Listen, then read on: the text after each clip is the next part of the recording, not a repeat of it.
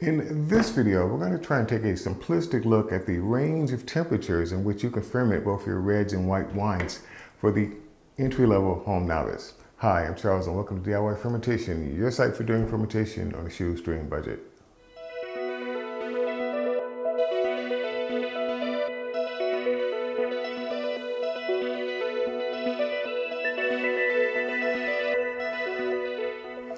Now then, before I begin, this is for you creators out there who might have had this similar situation.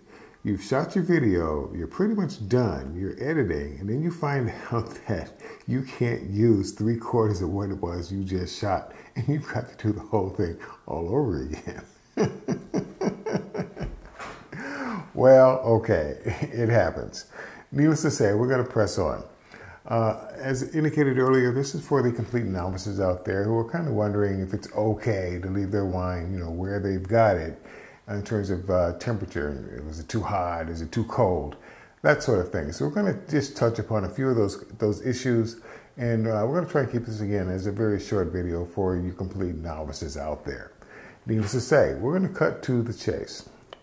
Well, no, we're not. I'm going to elaborate a little bit. Not all of us can have an ideal fermentation situation, climate-controlled situation, such as this. Needless to say, it would be nice, but not all of us can afford that. We just don't have the bucks to do it. My situation, or rather my last situation, when I was still living in my apartment home, I had a utility closet that was like right dap smack in the middle of my apartment, so it was easy to keep the temperature environment relatively controlled. Okay, it's not too hot, not too cold, definitely in a dark environment. And I was very happy with that particular situation. It was working. My wines were turning out just fine. But when I moved, when I moved into this new environment, this is the environment that I find myself in now. Needless to say, that's not going to work at all. I can fix it. I can modify it. But basically, this is not an ideal situation. But you make do with what you've got. Now, with that having been said, let's just cut to the chase. What is the ideal, or one of the ideal suggested ranges for doing fermentations of reds and whites? Because doing the research, there's kind of like a little fluctuation in terms of who was saying what was the ideal temperature range for doing this thing. If you're doing reds, the ideal temperature range is going to be between 68 and 86 degrees Fahrenheit. Now that's going to translate into 20 to 30 degrees Celsius for you other folks. If you're doing whites, the suggested range is anywhere between 50, check my notes here, yeah, that's a 9, 59 and 68 degrees Fahrenheit, which is going to translate into 15 to 20 degrees Celsius. That's under ideal conditions. Let's just be honest, we're at home. We might not have ideal conditions. However, that having been said, okay, fine.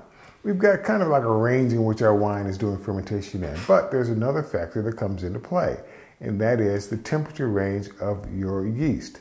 Different yeast strains have different ranges in which they can operate in and produce you an acceptable results without stressing the yeast. Cases in point, say for instance, and I'm a Red Star man, say for instance you're using a Red Star Premier Blanc, it has a temperature range of anywhere between 60 to 86 degrees Fahrenheit, or that's, what is that?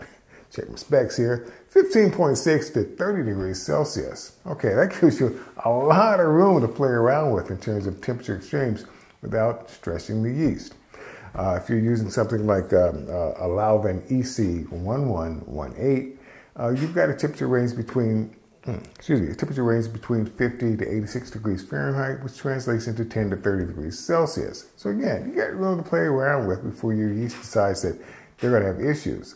Now, if you're going really, really basic and you're using Fleischmann's yeast, which, as I always say, most of my videos, it does still work, you've got a temperature range of between 100 to 110 degrees Fahrenheit and 38.8 degrees and, yeah, that's a 4, and 43 degrees Celsius. Okay, so that's the temperature range of that yeast. I mean, are those temperatures hard and fast rules? No, they're not. I mean, come on.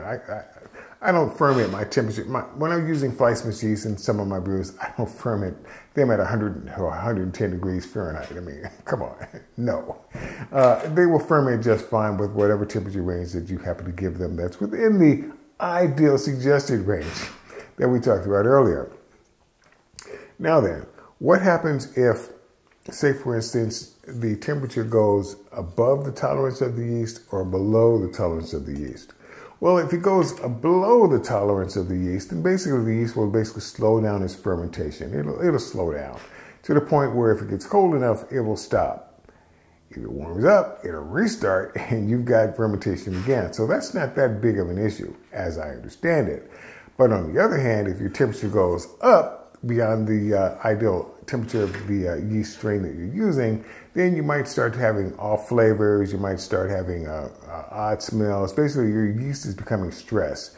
It might even stop fermentation on you without you knowing it, without you doing periodic hydrometer I would say testings to make sure that everything is still, copacetic, everything's still going fine. But basically, those are some of the problems you can have if you're straining your yeast by using an exceptionally high temperature. Now, I'm not going to go into what happens when the temperature ranges go high or above when you're talking about malolactic fermentation, because that's another story for another time. I usually try and keep my videos as simplistic as possible, just so that we don't overstress everybody. Long story short, keep your temperatures within a range, that range of between 68 and 86 degrees for reds and 59 to 68 degrees for whites. And you're okay. I mean, you don't have to have like a temperature, like 77 degrees for red or 60 degrees for white. I mean, if you can afford it and you can do it, go for it. I ain't mad at you. But if you can't, don't stress over it, okay? It'll still work. Now then, if you like what you see here, please click on the subscribe and notify buttons, and I will continue to do these on a more frequent basis. In lieu of that, become a member. Help support this channel. In lieu of that, become a Patreon supporter. Really help support this channel. Your help would greatly be appreciated. But until then, I'll see you in the next video.